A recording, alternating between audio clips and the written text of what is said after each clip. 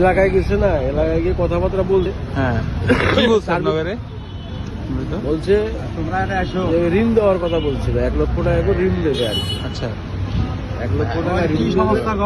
এটা 1 বছর, মানে যেটা সত্য আর কি, 1 বছর কোনো লাভ নেবে না, আয় ব্যয় দেখে পরে সেটা নেবে। আচ্ছা, এই 1 লক্ষ টাকার বিনিময়ে আপনাকে কি বলছে যে জ্বালাও পোড়া করতে, না, কিছু এরকম কোনো এগুলা কিছু কথা কিছু না। বলছে, ভাঙচুর করতে কোনো না কিছু? না না না বাবা, হ্যাঁ, না। কোথাও সমাবেশের কথা বলছে?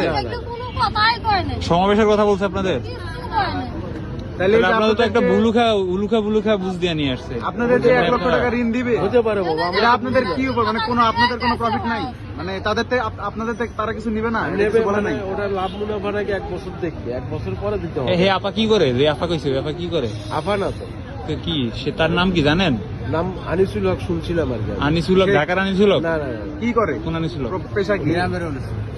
গ্রামের কৃষিকাজ। সে কি আগে কখনো রাজনীতি করতো? না না, আচ্ছা, আপনারা তো এখানে আসছেন, গাড়ি ভাড়া দিছে কে? আমরা নিজস্ব টাকা দিয়ে। তা আপনাকে মাথায় বুঝ নাই যে আমি নিজের গাড়ি ভাড়া দিয়ে যামু, আমার এনে বেনিফিট কি?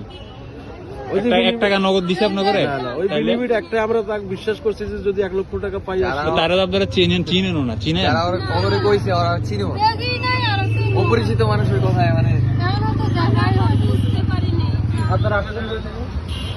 একটাও গরিব না, সব দিয়ে এলাম নিজের বড় লোক না, একটাও গরিব না।